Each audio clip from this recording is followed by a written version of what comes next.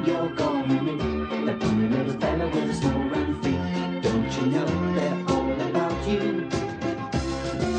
Climb down, sit down, pull up a chair. Can't you see Mr. Men are everywhere? You must not miss a friend, Mr. Men. This is the sad story of Mr. Bump.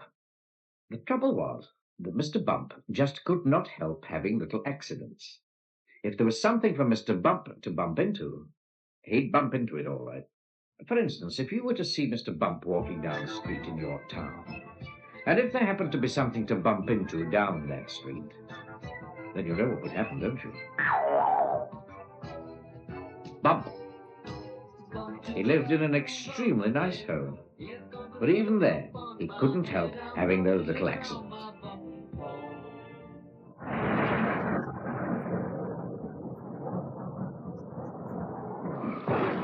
Mr. Bump was just the same at home. For instance, one morning when Mr. Bump went outside his house, he noticed that the chimney pot had come loose in a storm the night before. I must fix that before it falls off, thought Mr. Bump to himself.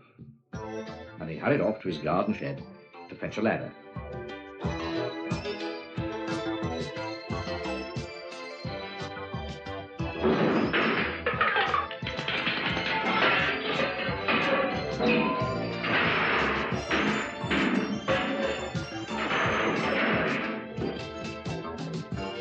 It was a very long ladder. Mr. Bump walked up the garden path with the ladder on his shoulder. He turned the corner of the garden path. Crash went the living room window. Oh dear, thought Mr. Bump. And he turned to see what had happened. Crash went the kitchen window behind him. Oh dear, thought Mr. Bump again. And he rested the ladder against the wall of the house so that he could climb up onto the roof to mend the chimney pot. Crash went the bedroom window. So you can see how Mr. Bump had his little accidents.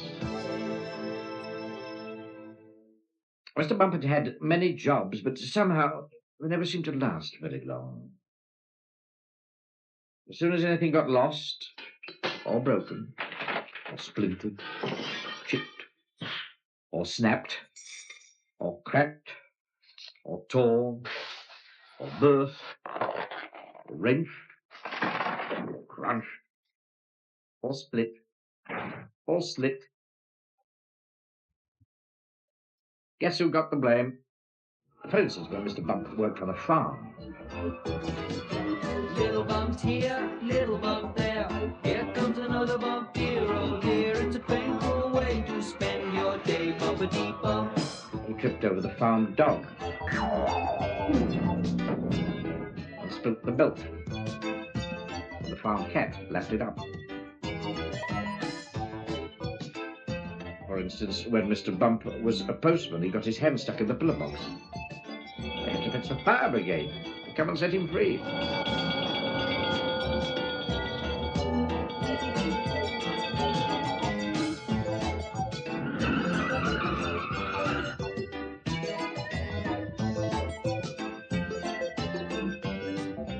For instance, when Mr. Bump was a carpenter, he found that when he was hammering nails, he hammered his thumb most of the time, and the nail hardly at all. Ouch! In order to recover from this series of rather unfortunate happenings, Mr. Bump decided to go away for a holiday. There, he could think about what sort of job he could do where he wouldn't be such a nuisance to everybody. So he set off to the station to catch a train to the seaside.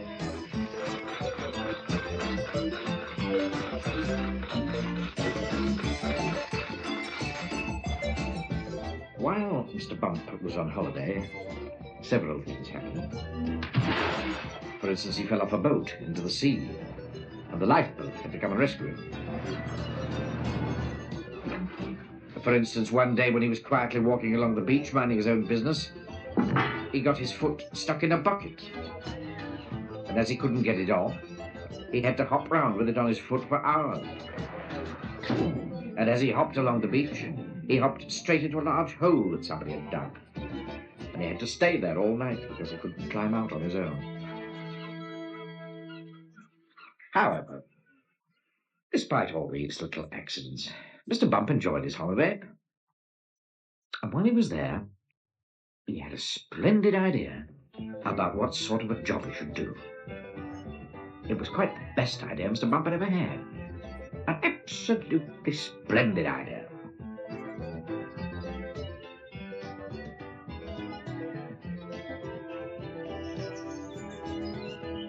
And now Mr. Bump works happily for Mr. Barley, the farmer. Mr. Barley has a rather large apple orchard on his farm, and that's where Mr. Bump works. Mr. Bump's job is picking apples. But he doesn't use a ladder to climb up the tree to pick the apples, like other apple pickers. Oh, no. No, Mr. Bump has a much better way of picking apples than that.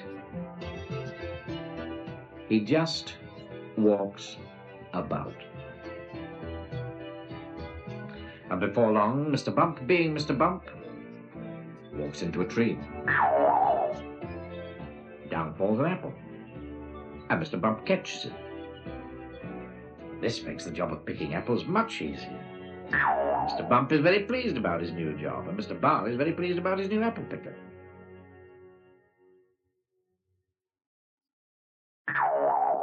So, you see, the story of Mr. Bump isn't such a sad story after all, is it?